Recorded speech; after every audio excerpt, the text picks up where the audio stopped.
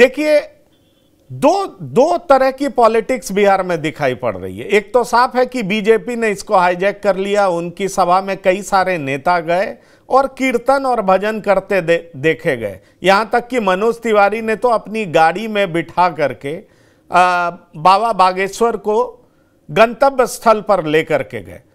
लेकिन जिस तरह की भीड़ वहां इकट्ठी हो रही है, आपको लग रहा है कि अब महागठबंधन डिफेंसिव हो रहा है? उसको लगता है कि इससे डिसोसिएट करना पॉलिटिकली अब उसको सूट नहीं करेगा?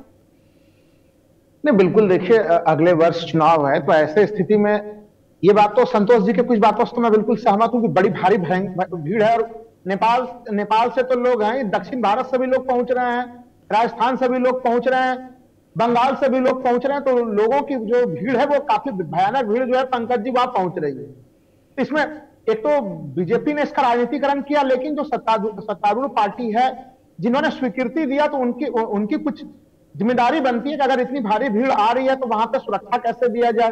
भयानक गर्मी है तो उससे निपटने के क्या इंतजाम हो, वो इंतजाम भी जो है कि अगर मान लीजिए इनको वॉलेंटियर्स का लेके करना पड़ रहा है, जो मैंने आपके बयान सुने यहाँ पे, वो इंतजाम भी जो है कि बिहार सरकार समुचित ढंग से नहीं कर रही। ये एक चिंता का विषय। एक चीज और मैं कहूंगा, मैं संतोष जी ने बड़ा एक संवैधानिक पहलू उठाया है कि भाई ठीक है, धर्मनिरपेक्षता शब्द को जो है 1976 में जोड़ा गया और वो उस परिस्थितियों में जोड़ा गया था जिसमें कि देश में आपातकाल की स्थिति लगी थी। लेकिन एक चीज और मैं उसमें जोड़ दूं, लेकिन 76 से 3 वर्ष पहले 1973 में उस समय देश में स्वतंत्र भारत का सबसे बड़ा संविधान पीठ केशवानंद भारती केस जो है, उसने संविधान का आधारभूत ढांचा का सिद्धांत दिया था, संरचना का सिद्धांत दिया था और उसको घोषित किया था कि जो संविधान के आधारभूत ढांचा में आ जाएगा उसको संसद भी संशोधित नहीं कर सकती।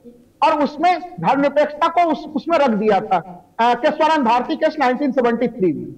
तो वो तो देखिए एक अलग सा विमर्श है। मैं कह रहा हूं कि वो उनका बयान है इस मामले पर। अगर बिहार सरकार को आपत्ति थी कि उनका हिंदू राष्ट्र का बयान आपत्तिजनक बयान है तो आप अनुमति नहीं देते।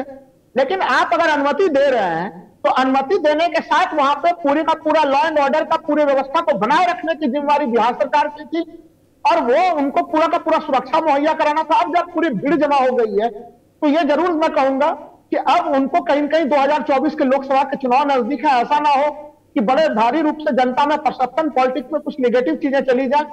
तो इसलिए हम लोगों ने शुरुआत में तो ये चीज देखा कि आधा जो है कि लोग सत्तारूढ़ पार्टी के लोग समर्थन कर रहे थे, विरोध कर रहे थे और अब फिर बड़े बड़े नेता शायद जाने की तैयारी में है, उसमें भाग लेने की तैयारी में है। तो ये कंफ्यूजन का मामला पंकज जी वही है, वो जो वहां पे उपस्थित भारी जनसमूह है उसी ने एक तरह से कहीं कहीं सत्तारूढ़ पार्टी के ऊपर दबाव बनाया। लेकिन मैं कहूंगा कि जो भी दल है, जो विशेषकर सत्तारूढ़ दल है, उसकी कुछ बड़ी जिम्मेदारी होती है और आपको उस जिम्मेदारी से हटना नहीं चाहिए।